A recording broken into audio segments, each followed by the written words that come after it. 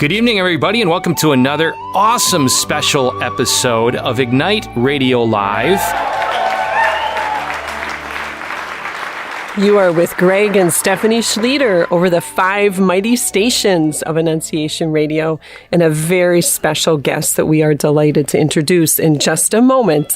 So just to pique your appetite, we have a superstar Tolkien scholar with us, Dr. Brad Birzer. Just folks, for those of you who didn't know, a month ago, I was in the depths of Mordor, maybe the Misty Mountains. Those of you who may take Tolkien references, forgive me. But this is where Gandalf, if you saw the movie, he fought the Balrog, this creature, right, that everybody feared, and there were many Balrogs, but this one was called, I think, Wuhan. Duran's Bane, otherwise Corona, Wuhan. And so, anyways, if you recall, Gandalf, he fights this big dragonish creature that's in fire, and run, you fools! You remember that? And he goes down, and then we don't know what happens to him. Everybody thinks he's dead, but he comes back as, you know, in this dramatic scene in the woods, and I don't know the terms, but, you know, they're expecting it to be Saruman, but it's actually Gandalf. He becomes the White Wizard through that purification, very Christic, very Catholic. So anyways, all that I digress somewhat, but I was taken by COVID, and it was a tremendous opportunity to be purified in all the ways. Those of you who have suffered in any way close to that, many of you far surpassing it, the blessing of that. And Dr. Birzer spoke probably the first night that I became aware that I had this thing, and then things digressed for me. So I want to thank you all for your prayers. And we are blessed then tonight to, in this moment, to have Dr. Birzer present to us in a conversational fashion as a Tolkien scholar. We'll just call it Today's Battle for Middle-earth. And just to pique your appetite in just a moment, we're going to now just do some brief commercials. So we are so blessed to be approaching the Advent season, a great gift to us as Catholics.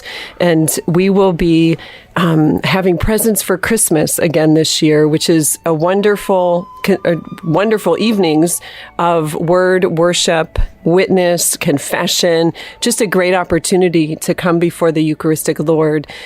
This year, Holy Trinity in Assumption, Ohio is hosting. Thank you, Father Dan Duran and staff and wonderful parishioners there.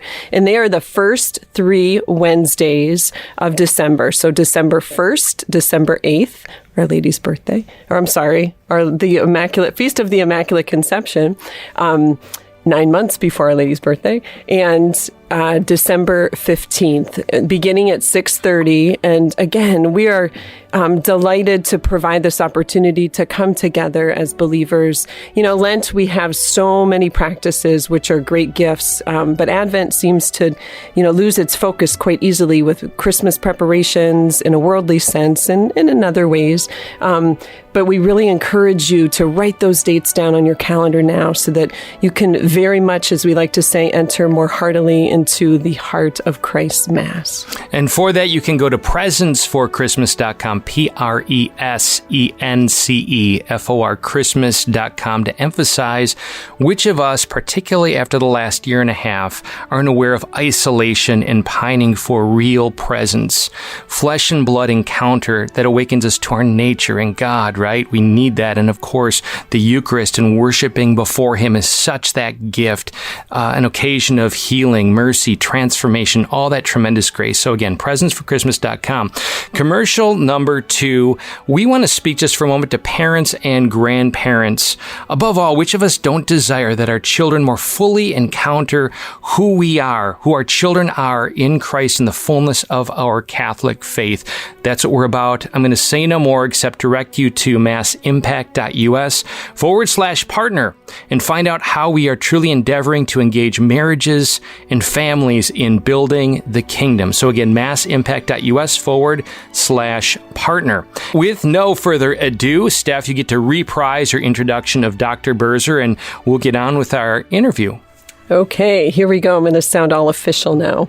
Dr. Birzer holds the Russell Amos Kirk Chair in American Studies and is Professor of History at our beloved Hillsdale College in Michigan. He proudly serves on the boards of the Free Enterprise Institute and the Center for Cultural Renewal. He is also happily a fellow and/or scholar with the American Conservative, Foundation for Economic Education, Intercollegiate Studies Institute, the McConnell Center for Public Policy, the Russell Kirk Center for Cultural Renewal, and the Center for Economic Personalism in Brazil. In 2010, he co-founded the imaginative conservative website with Winston Elliott and writes for Ignatius Insight, Catholic World Report, Town Hall, and the American Conservative. In 1990, he earned his BA from the University of Notre Dame. And in 1998, he earned his PhD from Indiana University. He is the author of several books and scholarly articles, but most importantly, his lovely wife and he have 7 children. And I'm just going to say this on a little personal note. At Belief in Beverages, had the beautiful opportunity, truly gift, of meeting Dr. Birzer and his lovely wife, and made the connection that I had met his daughter at Hillsdale previously, and just was so taken with her joy and goodness and delight. And so I, as I said that night at Belief in Beverages, just a real testimony to you and your wife, Dr. Birzer, because that is just, you should be proud. It would be remiss of us not to note that she is a formidable scholar in her own right. I believe Laura Ingalls Wilder, is that correct? For my wife, absolutely. Yes. She is a very serious scholar. Wonderful. What really impresses me is your connection to the Logos became Sarx, the Word in flesh, how God enters into our human realities. And just, I want to ask you, how were you formed to really recognize how important it is that this Catholic faith, the fullness of faith we share, permeate and enter into and be lived out on a human landscape? Well, yeah, thanks, Greg. I mean, I would say if I succeed at any of that, I owe it to my grandparents, in particular, my mom's parents. And I owe it to an aunt, great Aunt Loney, who took care of me when I was a little kid and tried to explain to me. I remember very well, actually, when she took me to church. I was very young, and I asked her what the candle was about, why there was a red candle in the Mass, and she explained to me the real presence. And I was probably only about 4 or 5 at that time, but it really hit me, the kind of mystery behind all of that. And so I went through, as much as a teenager can, I went through a kind of atheist period during my teenage years and really rejected a lot of the faith. And I came back to it through the encouragement of one of my closest friends in college, a guy named Kevin McCormick. In fact, he just turned 54 about 2 days ago. Ooh, fabulous, my Kevin. age. Fantastic. Happy birthday, Kevin. Yeah, Welcome. Me too, Greg. I turned 54 in September, so Yes. I knew we were about the same age. So just an incredible guy who really walked me through the faith and was very patient with me in college.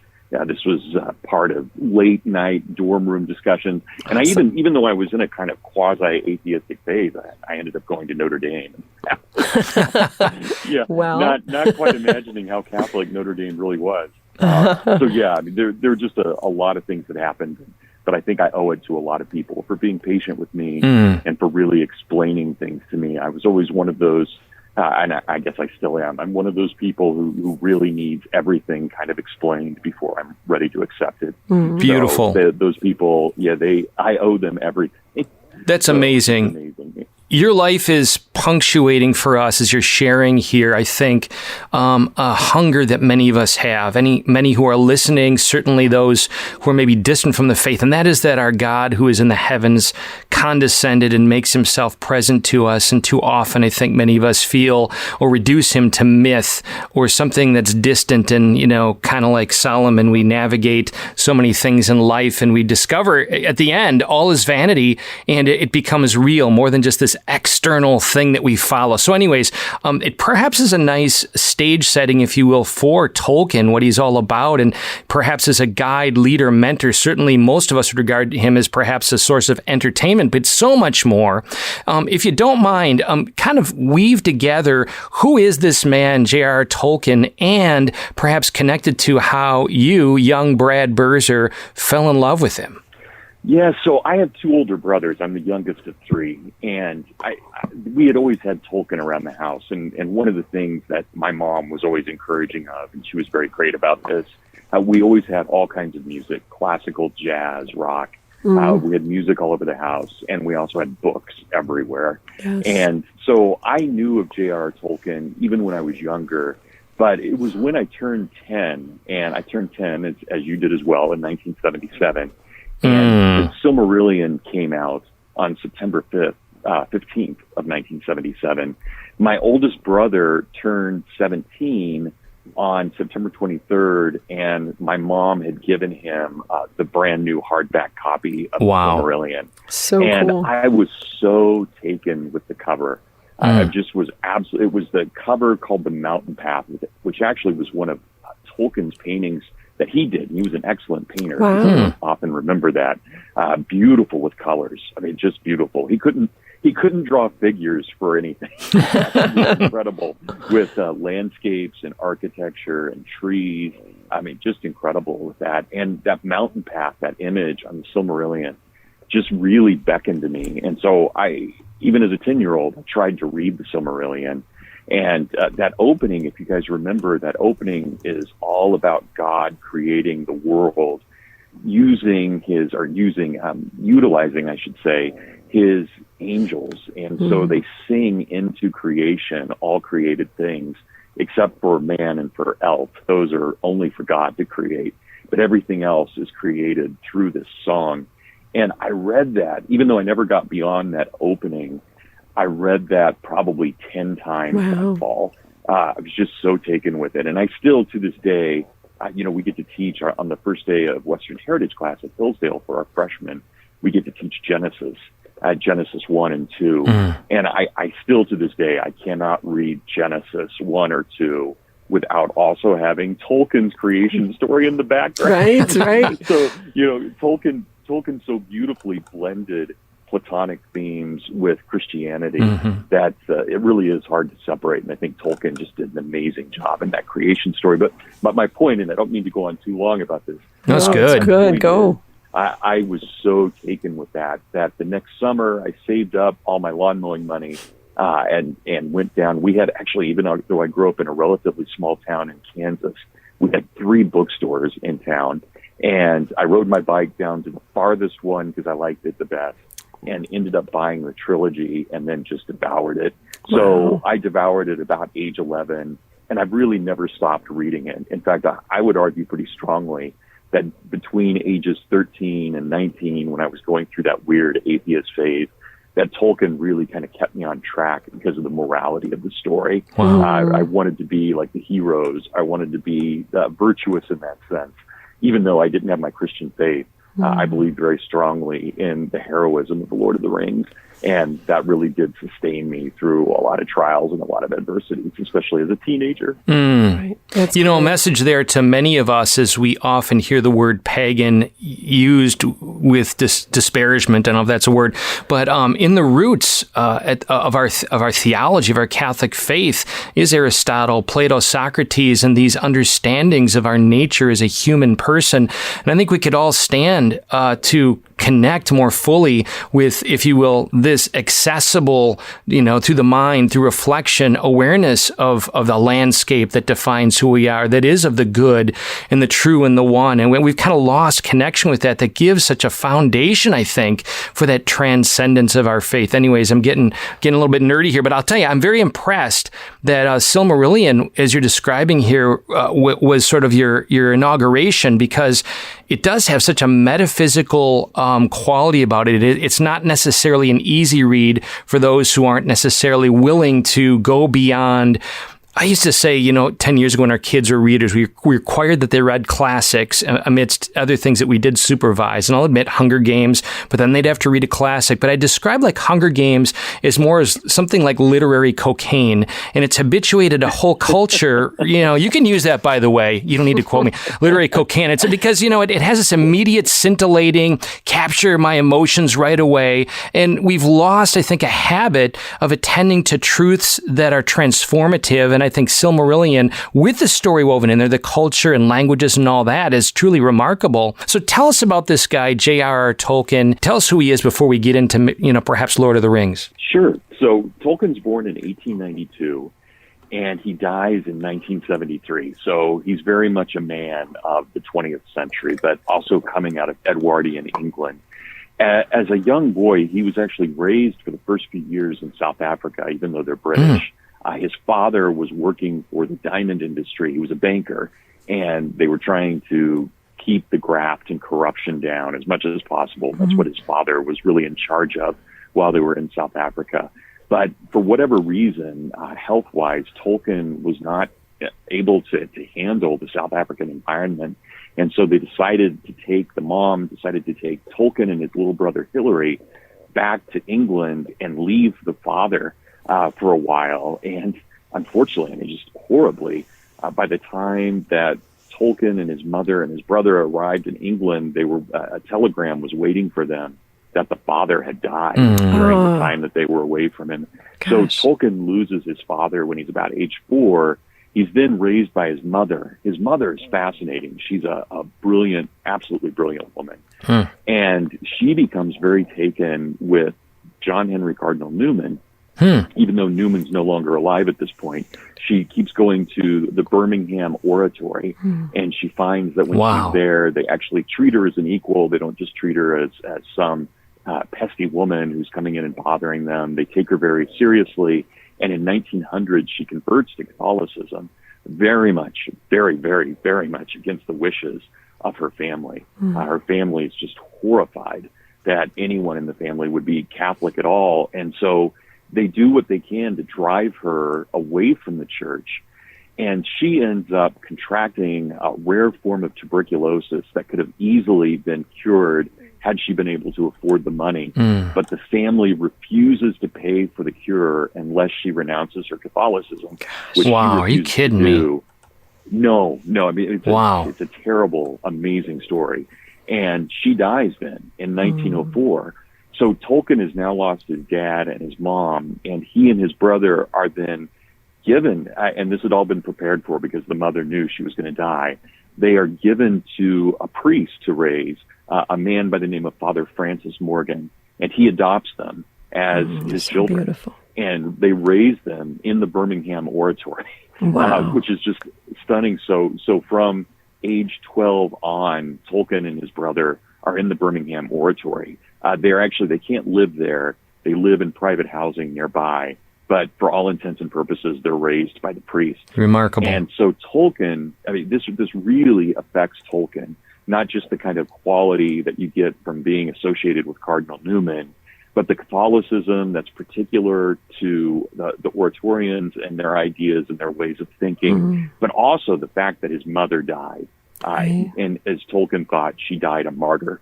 And that means that Tolkien, for the rest of his life, not only does he love his Catholicism, but he is also challenged by it because he feels like he always has to live up to his mother. And you find in The Lord of the Rings, there are no weak women.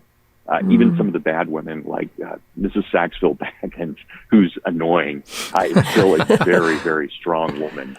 And you see that in Galadriel, you see it in Arwen, you see it in Éowyn. There are just not weak women in The Lord of the Rings. And all of those women reflect in some way two things. They reflect Tolkien's love of his mother and his admiration for his mother. And they also reflect the Virgin Mary, whom Tolkien had a very profound devotion to him.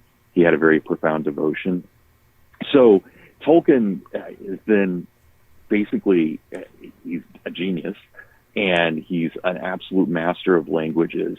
He goes on to a really good private school, and then after that he goes to Oxford, and then World War I starts. And Tolkien joins World War I as an officer, serves very well in World War I, and I'd be happy to tell a quick story about that. Please. Yes. Some great stuff going on there. But he's horrified by the war as well, and it's really during the war that Tolkien starts writing his mythology. He starts thinking about what this mythology is, kind of elements that we'll see later in the Silmarillion, some elements in the Lord of the Rings, but not many, more the Silmarillion. He writes his first dictionary in Elvish while he's in the trenches in World War I. Wow. And this, as he says, his mythology was created in huts of blasphemy and smut. It's a great line. Sometimes under bellfire, right, where he's just trying to keep it together. And one of the ways he can psychologically keep it together is to focus on this mythology. And so that mythology becomes really a lifesaver for him. And he's never wounded in the war, though. He loses two of his best friends in the war. He has three very close friends. Two die during the war. They had formed themselves into a group prior to the war called the TCBS, just the name of their group. And they had dedicated themselves to reintroducing beauty into the world and promoting the truths of God. That's what they had dedicated their lives to do. And they thought they would each be poets. But this was the kind of poetry they were going to write. And again, here comes yet another thing that impresses Tolkien so much. Now it's not just his mother that he's living up to, but it's also the example of his two best friends in World War I that really, and it's not accidental that there are four hobbits in the Fellowship of the Ring, right? Four main hobbits. These are in many ways a reflection of Tolkien and his best friends from his college and earlier years. Just incredible. What an incredible friendship that they had with all of that. So Tolkien comes back from the war. He works for a while for the Oxford English Dictionary, and then he gets a job in northern England at a small university, and then a position opens up at Oxford in 1924 and 1925, and he is awarded a chair at Oxford, and he then spends his entire career as an English and lit professor, language and lit professor, for the remainder of his career up until the early 1960s when he retires. He doesn't actually write The Lord of the Rings until the 1930s, and he writes it as a sequel to The Hobbit. And The Lord of the Rings doesn't get published then. He starts it in 1938, but he's not able to publish it until 1954. And he did spend much of that time actually writing. It took a very long time to write The Lord of the Rings for him. Basically, he had it done in 1949, and then it took him about 5 years to find a publisher. It's interesting to think how many people turned down Lord of the Rings. Right. I mean, just kind of stunning. And then the book catches on almost immediately, and then it's never not caught on. There was a huge movement towards Tolkien in the mid-50s, and then a huge revival of Tolkien in the mid-60s, mostly led by American hippies, which did not. Tolkien was not thrilled with that. He was thrilled with the success, but not thrilled with his audience. Right. And then he passes away in 1973. So he was a professor, he was a father, he was a writer, he was a friend. Just a really down to earth, but also extremely imaginative person who I think, from my reading of Tolkien, he's one of these guys who used every gift God gave him for the good of Christendom. And I think The Lord of the Rings is one of the greatest gifts Christendom has received in the last 100 years. That is so good, so good. Another foundational but important question that occurs to me is that this occurred in the context of friendship and just vital interaction, certainly his family, as you describe. But I'm thinking of the Inklings. Can you share for us maybe the importance that we really need to listen to today in the isolationism? How important, what is good friendship, and how important is it for us to become who we're made to be? And I mean through Tolkien, like from Tolkien's standpoint. Absolutely. It's such a great question, Greg. And I think its answer is vital to us in the 21st century as well, that friendship does really matter. Friendship makes a difference. As C.S. Lewis said, every friendship is a sort of secession from society. It's basically saying that I can't get from society what I can get in my friendship with Greg and Stephanie. That there's something that we pull back as friends from society because we need the kind of encouragement that we give one another. And Lewis went on to say that a group of 3 friends is always better than a group of 2 friends, and a group of 4 friends is better than that of 3. And the reason is because we each bring certain things out of one another. So, Greg, you bring things out of Stephanie. Stephanie, you bring things out of Greg. But then you introduce Brad, and Brad brings things out of each of you that I wouldn't have necessarily, that you wouldn't have thought of, and you bring things out of me that I wouldn't necessarily have thought of. And so friendship is always this give and take in which we're bringing to the table new things, but we're forcing those people around the table to ask new questions and to understand the world in a variety of different ways. So Tolkien and Lewis had met in 1926 at a faculty meeting at Oxford. And we don't know what Tolkien thought. Lewis, who could be very curmudgeonly in his diary, wrote that he was glad to meet Tolkien, but Tolkien needed a slap or two. said something uppity, or at least it was interpreted that way. And Tolkien did always have a very dignified air about him, and Lewis was always pretty rough and kind of he grumbled through things, and his clothes were always a mess, and Tolkien was always a bit of a fop in the way he dressed. He was always immaculate. So they had two very different personalities, but they ended up meeting each other in 1926, and they decide, and this is through Tolkien, they decide that they really want to learn, and Tolkien already knows it, but Lewis wants to learn Icelandic, Old Icelandic, the language of Icelandic. And so they form this club called the Kolbiters that basically welcomes anyone who wants to learn Icelandic as an original language so that they can read the sagas in the original language to each other. That's great. And they meet a couple of times a week, and actually Tolkien does teach all of these guys Icelandic. Kolbiter is a very funny term. Very interesting. The coals. It means to bite the coals, and it's mocking those people in the Viking era who would rather sit by the fire and stay warm than go out on hunting missions. So the Kolbiters, they were making fun of themselves as being kind of non-warrior Vikings in the way that they described it. The Kolbiters then, around 1931, kind of morphs into the Inklings. And at that point, you have lots of people who start coming to Inklings meetings. There are a whole variety of people from Oxford itself who are actually professors, and then you get a number of townsfolk who come as well.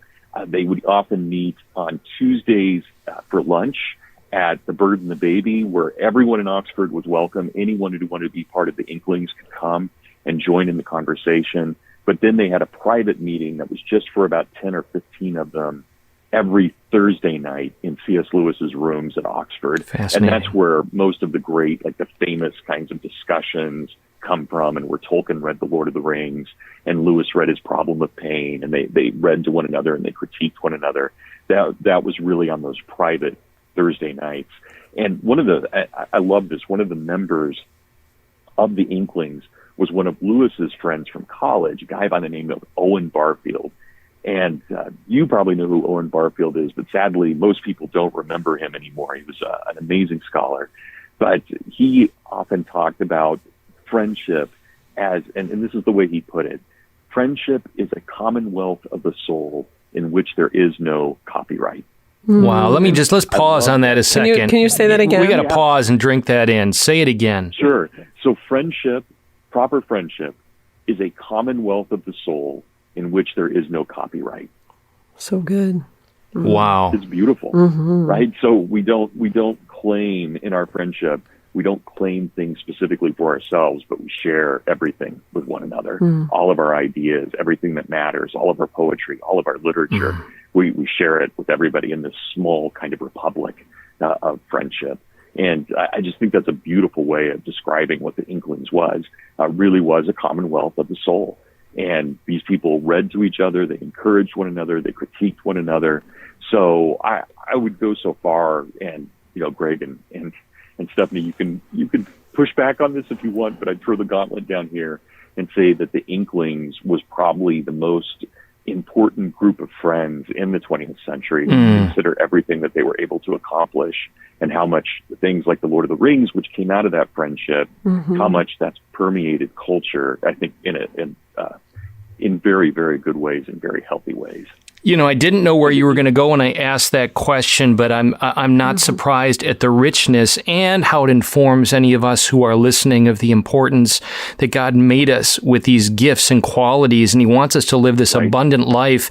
And that's not done in isolation. That's done in sort of Trinitarian context, certainly marriage and family, that forms us for this, ideally rightly ordered. But as you're describing, I love just the witness of Tolkien. It wasn't just a kind of, sort of, if I come across you. They made time time and commitments for that friendship to percolate, and they saw the flourishing. My goodness, C.S. Lewis, right? Chronicles of Narnia and the whole corpus of narrative that helps us understand through story our nature. How does The Lord of the Rings inform our understanding the importance of quest? Yeah, absolutely. I mean, when we look at The Lord of the Rings, it is a story of quest, but it's a story of riddance as well. It's a story of expiating our sin, of trying to get rid of it, but carrying the burden, recognizing that we each bear that burden.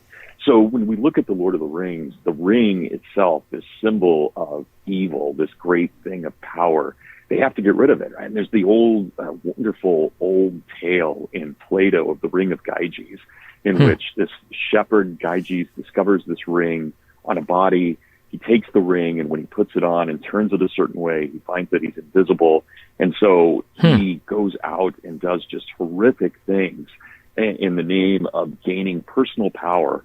And one of those comments that Plato is trying to give us, or one of the things he's trying to tell us, of course, is that power is truly corrupting by its very nature. But this becomes one of the great debates then among the Greeks and the Romans, this thing of this ring of Gyges. What can we do with it? And you get someone, and I think he's one of the greatest of the pagans. I think he's one of the greatest figures in Western civilization. You get someone like Cicero, who in his On Duties, he writes that the ring of power should actually not be a problem for anyone, because if you were truly a virtuous person, you would only use this ring for virtuous purposes. And Tolkien's response is such a Catholic response. It is so utterly Catholic. It is that when you are handed the ring of power, you get rid of it as quickly as you can, because you never know what it will do to corrupt you. And this is why Gandalf refuses to touch the ring, why Gandalf refuses to take the ring, why Galadriel refuses to take the ring, even though she's tempted to do so. Boromir, of course, succumbs to this temptation, and he does try to take the ring, and it leads to the destruction of the Fellowship of the Ring. Now, Boromir asks for forgiveness in death, and Aragorn grants it to him, and we see a kind of beautiful confession scene. Tolkien, he's really trying to figure out exactly what do we do with this thing that can change the world, and we recognize that we don't have the capability of doing good with that thing. We have to get rid of it. So there is this quest, but it's a quest for sanctification or for holiness in some way, whereas The Hobbit is truly a quest for treasure, and treasure is brought back, but of course that treasure has a price, because within that treasure is the ring, and then Frodo has to deal with that after Bilbo has gone off to Rivendell. So definitely a nature of quest, but I think it's a quest of riddance and purification, of sanctification, rather than of gain, but they do gain holiness in that way. That's so elucidating, wonderful. I'm thinking as you're speaking, what do you think would happen if Machiavelli was sitting at the table with Tolkien talking about these things? That's an interesting pairing. It's a really interesting pairing. I can't help but think that they would not agree on most things. They would definitely agree that power exists and that power is being used. But I would think in Tolkien's terms that the one person within his mythology who would represent Machiavelli more than anyone else would probably be Saruman. Saruman, who wants to use the ring for his own benefit. And I think that Saruman really represents that kind of Machiavellian, and I realize I'm throwing Nietzsche in here as well, but that moving beyond good and evil, and trying to use power only for itself. There's certainly, at least in The Prince, in Machiavelli's The Prince, I realize in the discourses, he's a little bit more virtue-oriented. Well, actually, quite a bit more virtue-oriented. But in The Prince itself, it's so focused on the use of power for the creation of power and the sake of power that, I don't see them getting along at all, except having a pint, maybe. Beyond that. Yeah. Maybe they would agree to have a drink together. Let's explore a key area that is such a gift along the lines of redemptive suffering. Go there. How does Tolkien inform us of the design and value and purpose of redemptive suffering? And any of us who are listening, coming off of COVID, and myself and all of us that are dealing with that, inform us. Suffering is everything for Tolkien. I mean, I think he is truly orthodox in his Catholicism on this because, of course, he suffered so much. He suffered when his dad died. He suffered when his mom died. He suffered when his two best friends in World War I died. He also, this is something that's not widely known, he also suffered from severe depression and actually had to be hospitalized at least once during his adult life because of his depression. Wow. And, I don't know what the cause of that was, if that was from his childhood traumas or if there was something chemical going on there, whatever it could be, but he definitely suffered from that. And he was always, I think he's one of these guys that, and I don't know how to put this where it doesn't sound a little strange, but I think there are certain people on earth who are so talented that God actually gives them some suffering to hold back their egos so that they don't become too taken with their own talents. And I feel like that happened with Tolkien in a way. That is not that God's trying to torture anyone. Totally get he's that. Trying to keep us humble. He's trying to keep us holy in some way. And you see that in some of the saints as well. And I do actually think Tolkien could be regarded. I think there are certain miracles that happened during his life, especially around the Eucharist, that I think Tolkien probably could come up for canonization, and it would not be a lost cause by any means. But I think that suffering, as you asked, Greg and Stephanie, I think that suffering is essential to the Lord of the Rings. You don't see it much in The Hobbit. The Hobbit, of course, is more of a children's story, and it's more to be a kind of delight in things wonderful and good, and to go on these adventures and to be small but mighty in the face of the world. And you still have that theme in The Lord of the Rings, to be small but mighty in the face of the world. But you have Frodo, who's bearing this burden, and it's literally eating into his skin. The chain on the back of his neck is eating into his skin because the weight of the ring is so bad. And he's lost at times. He's so confused. He wanders around, and Sam has to kind of direct him. And I don't think we often think about that as we're looking at The Lord of the Rings. There are so many times that Frodo and Sam are suffering, and Sam gets Frodo out of his state, gets him out of that, and is able to kind of turn him towards other things. And Sam to me is the hero of the story. I was going to ask you. That's beautiful. Oh, yeah, absolutely. I think he is. But certainly he's in large part the hero of the story because he recognizes how important Frodo's suffering is, but he does what he can to bring him out of it and to at least allow him to endure that suffering. Friendship, right? That true friendship right there. Pure friendship. Pure friendship.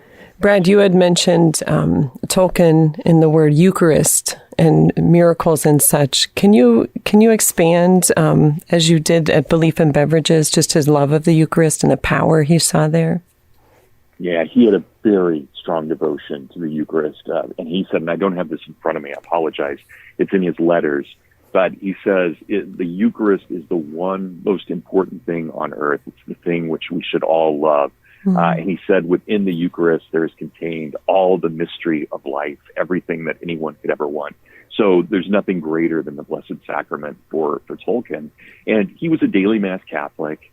He had the Mass memorized in Latin. He even wrote some of the Mass, not much, but he wrote some of it out in Elvish. I was going to make a joke, but that's really where you were going. Okay. Actually, we have, and he was very much a Latin Mass Catholic. He was disturbed by Vatican II. He went along with it, but he was definitely very fearful that we were losing the commonality of language and the beauty that was in the Latin. But he was very faithful. He just was skeptical about those changes. But yeah, there's a moment he describes in his letters where he actually believes that he sees the face of his guardian angel interceding between himself and the Eucharist, and he believes that through his guardian angel he can see to not a wrong degree but to a proper degree the face of God. And he has it's a moment of timelessness for him that really sustained him through a lot of dark times, that he had this experience of really, as he thought, God being made manifest in front of him through the Eucharist. So beautiful, beautiful stories. And I wouldn't, that's at least, I think, one I don't know if we could call it a verified miracle because it's only him describing it, but certainly, there's nothing to indicate that didn't happen. Everything to indicate that it did happen, that he had that powerful experience. He said, and I don't have this right in front of me, and I apologize because it would be good to look directly at the letters on this. But he basically says that there's this kind of multi-hued face of the guardian angel and of God that penetrates itself through the Eucharist into the angel and then into Tolkien's soul. So, he's very beautiful about that and definitely devout. There's also, of course, in The Lord of the Rings, you have the lembas, which is this way bread that is given to Frodo and to Sam and to the company, to the Fellowship of the Ring. And even a small nibble can sustain you for an entire day.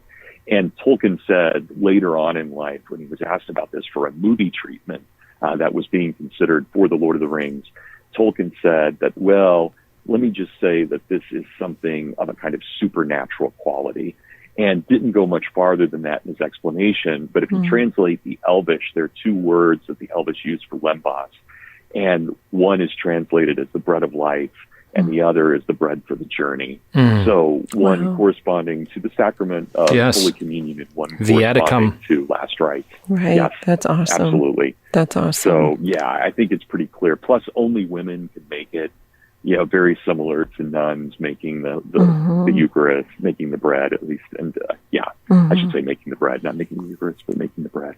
So good. pretty interesting. I don't think that symbolism was lost on Tolkien. I think that was pretty purposeful on his part, especially given his love of the Blessed Sacrament. That's awesome. And of course, one can't think of the Eucharist without thinking of Our Lady. So my next question is, can you expand on his relationship with the Blessed Mother and then perhaps flow into a little bit about the other woman in his life, his wife? Yeah. So the three women who matter most to him by far when he's a younger man are his wife and his mother and the Blessed Virgin. Later, of course, he'll have a daughter, Priscilla, and she'll become part of that as well. And I think there's something in Tolkien that's deeply respectful of women. And we get that as well with the interviews from his former students. This was at a time in Oxford where women were just being admitted really for the first time. And a lot of professors didn't know how to handle that and didn't handle it very well. But according to all of Tolkien's students, Tolkien handled it beautifully. And women students were very taken with him, especially because he was so fatherly and so open to them, which I think is wonderful. But he says in his letters, Stephanie, that the Blessed Mother is the root of all of his understanding of beauty in the world, that there is no beauty in the world without first understanding his love of the Blessed Mother. So there's no doubt that there is that connection there. And you do see her. I wouldn't call Galadriel a Marian figure because Galadriel's tempted by the ring, but I would call her Marian-like. And I think you also see that in Arwen, in the figure that Aragorn marries. She's not. She doesn't have a lot of time in The Lord of the Rings, but the time that she has is very important. I would actually argue, strangely enough, that the most Marian figure in the whole trilogy is Aragorn. And I know that sounds weird because obviously he's a man, but at the end, there's this great little story at the end of The Lord of the Rings in the appendices. There's a story called The Story of Aragorn and Arwen. And we find out at the end of the story that Aragorn is able to choose the time of leaving this earth. It's not suicide. He actually gets to choose when he is assumed bodily into heaven. And I think that's absolutely a Marian image. Yes. And I think that Aragorn kind of represents what we would have been prior to the fall, where we live our life and then we kind of negotiate with God. At what time are we willing to leave this life and when do we go into the next one? And there seems to be something to that, not that Mary negotiated with God, but certainly we believe that Mary was assumed bodily into heaven. That dormition or whatever we want to call it, I think is very powerful for us as Catholics. But I think also it really affected Tolkien in the way that he thought about what life should have been if we hadn't had the fall. I just want to hear about his wife real quick. Oh, Tolkien's wife. Yes. I'm sorry, Stephanie. No, that's okay. Tolkien's wife was a wonderful woman. She was a bit of a reluctant convert. She had been raised Protestant, but she was an orphan like Tolkien was. They had a lot in common. She was a few years older than Tolkien. She was a master at the piano. She was a master pianist and very talented, very poetic. And I think that she was very much the equal of Tolkien in terms of personality and in terms of their marriage. They had a strong marriage, but there's no doubt that her converting to Catholicism was always a bit of a sore spot with her. As far as I know, she was never reluctant to raise the children Catholic, but she always was just a little bit distant about her Catholicism from what little we know of her life throughout their marriage. And we get glimpses of her, strangely enough, in some of Lewis's writings. And Lewis didn't think much of her at all, and neither did Lewis's brother Warnie. So neither Jack nor Warnie thought much of Tolkien's wife.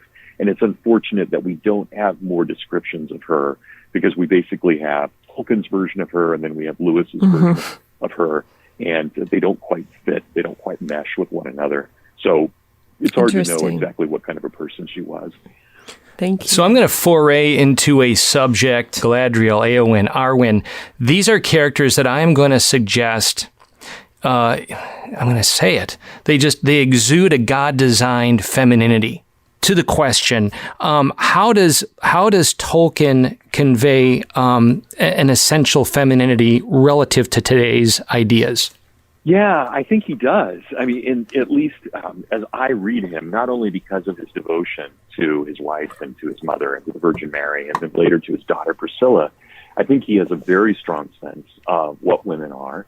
And I think that he believes very strongly that a woman can be virtuous and powerful and humane and humble all at the same time. And I think that he does pull that off very nicely in The Lord of the Rings. And I've seen feminist critiques that argue that there really are no women in The Lord of the Rings. That these are actually just men disguised as women. But I don't think from Tolkien's standpoint that's true at all. I think these are idealized visions of what he thinks womanhood should be. And it should be a very powerful thing.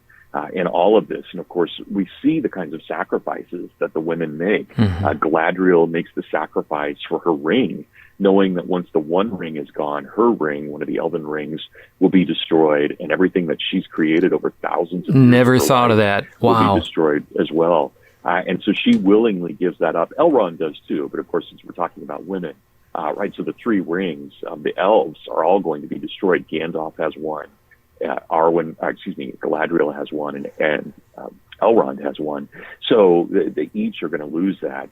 And then when we look at someone like Éowyn, of course, is the most conflicted, but she's also the youngest, and she's the least experienced of all of them.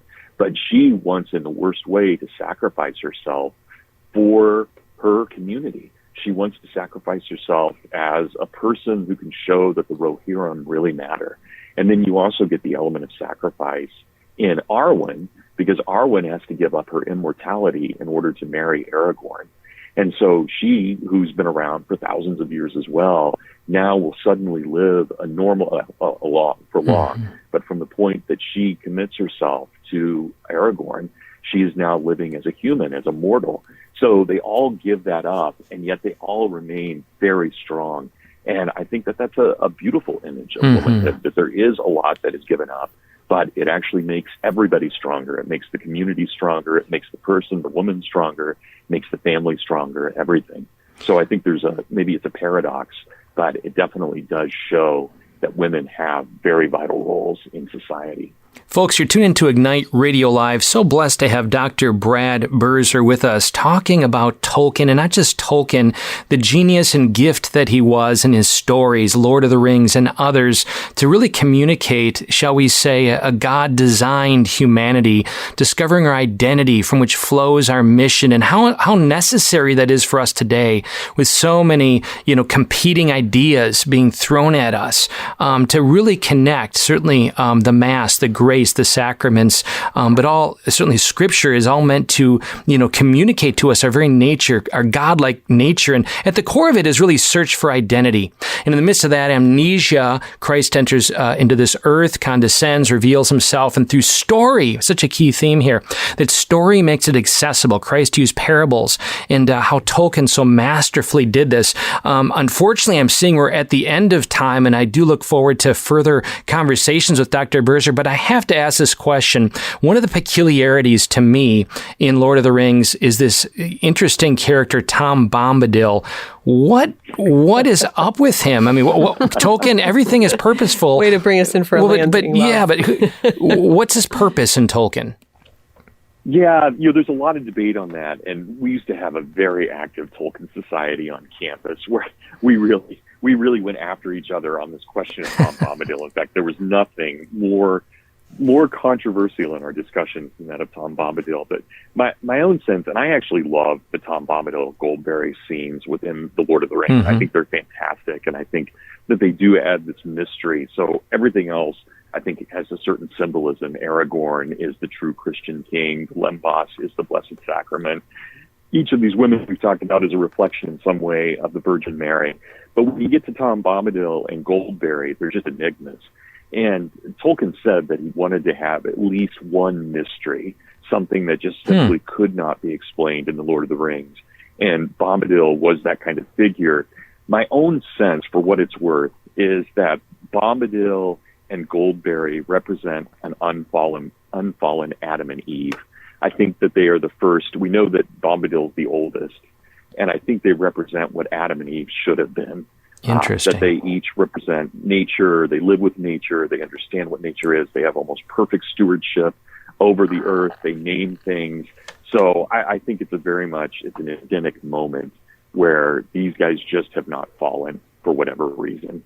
I like that. I mean, and I think back to Newman, Grammar of Assent, the illative sense. I mean, I'm throwing some nerdy things out for our listeners, but just this sense that there's something that we cannot grasp empirically or reduce to our logic, but we're left mindful. Like I even think the mystery of the enemy, mysterium iniquitatum, the mystery of sin in our world, that as God is omnipotent, that means that every amount of evil God at least allows, especially in the heavenly realms.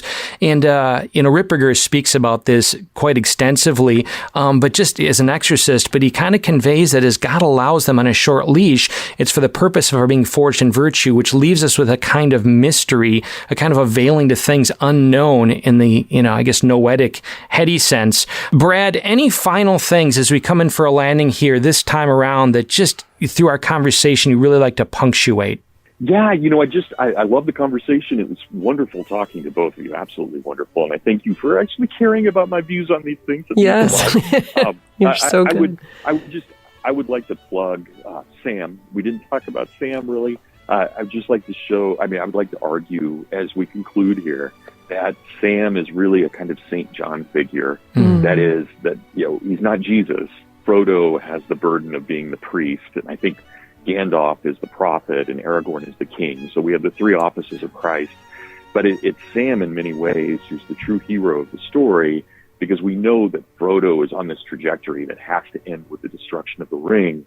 But Sam doesn't have to go with Frodo, but he goes with Frodo and he maintains his faith throughout the entire journey. And he's just like St. John at the cross. All of Jesus' disciples betrayed him in one way or another, except for John, who stood with him at the cross. And I think that's Sam. I think Sam is that St. John figure. And therefore, I think he reminds us of what we can be. We're never going to be Jesus, though, of course, we strive for Christification. We strive for sanctification. But we can definitely be Sam, and we can be St. John. We can have that kind of loyalty that is just untarnished. And I believe that's a really strong theme in The Lord of the Rings. I love that. Folks, as we're entering into the crescendo of fall with Dr. Brad Birzer talking about J.R.R. Tolkien and Lord of the Rings, really a magnificent, if you will, story that takes us into truths that awaken us to who we are, surrounded by the majesty of fall, right? We see these beautiful leaves and they're just kind of magnifying God's glory and truth. But at the heart of that is a kind of dying, right? The Paschal mystery. It reveals kind of our nature. All of us are on that journey. I'm so grateful for those who prayed for me and, experiencing some moments, really dark moments at death's doorstep at sometimes moments in the last couple months. And, the point that I'd make is thank you for your prayers. But really, this is punctuating the journey we're all on and with the glory of God and the quest. So I'm really moved tonight and maybe leave us with this, that we have a quest of eternal life for ourselves, our marriages, our families, our world. It is all defining. It is the purpose of our existence. So blessed tonight to have Dr. Brad Birzer just give us a glimpse of it through the life and work of J.R.R. Tolkien. So blessed to have you all with us listening, and you, Dr. Birzer. I am eager to have you back with about 5 pages, which I haven't written out yet, but of further questions and conversations, because I think it's so meaningful. But thank you so much for being with us tonight, Dr. Birzer, and all of you on Ignite Radio Live. For other programs, go to igniteradiolive.com. We do invite you to presentsforchristmas.com coming up in December. And join us for our Belief in Beverages nights, free, the third Thursdays of every month. You can find that at massimpact.us/BNB. So again, Dr. Birzer, our dear friend Brad now, thank you for being with us and sharing just the grace that the Lord is flowing through your words and your sharing and your passion for Him through Tolkien. And I know we were blessed, and I know our listeners are also. So we very much look forward to having you back again soon. Listeners of this wonderful ministry of Annunciation Radio, God bless you. Until next time. With the balance of our time in this month of October, it's probably appropriate we conclude with some great holy haunting, a voice from the past. None other than our subject tonight, J.R.R. Tolkien, on a record reading an excerpt from Lord of the Rings. I cannot read the fiery letters, said Frodo in a quavering voice. No, said Gandalf, but I can. The letters are Elvish, of an ancient mode, the language that of Mordor, which I will not utter here. This in the common tongue is what is said, close enough. One ring to rule them all, one ring to find them, one ring to bring them all, in the darkness bind them. It is only 2 lines of verse long known in elven lore. 3 rings for the elven kings under the sky, 7 for the dwarf lords in their halls of stone, 9 for mortal men doomed to die, 1 for the Dark Lord on his dark throne in the land of Mordor where the shadows lie. 1 ring to rule them all, 1 ring to find them, 1 ring to bring them all, and in the darkness bind them in the land of Mordor where the shadows lie. Upon the hearth the fire is red, beneath the roof it is a bed. But not yet weary are our feet, still round the corner we may meet a sudden tree or standing stone that none have seen but we alone. Tree and flower and leaf and grass, let them pass, let them pass. Hill and water under sky, pass them by, pass them by. Still round the corner they may wait a new road or a secret gate, and though we pass them by today, tomorrow we may come this way and take the hidden paths that run towards the moon or to the sun. Apple, thorn, and nut and sloe, let them go, let them go. Sand and stone and pool and dell, fare you well, fare you well. Home is behind and world ahead, and there are many paths to tread through shadows to the edge of night, until the stars are all alight. Then world behind and home ahead, we'll wander back to home and bed. Mist and twilight, cloud and shade, away shall fade, away shall fade. Fire and lamp and meat and bread, and then to bed, and then to bed.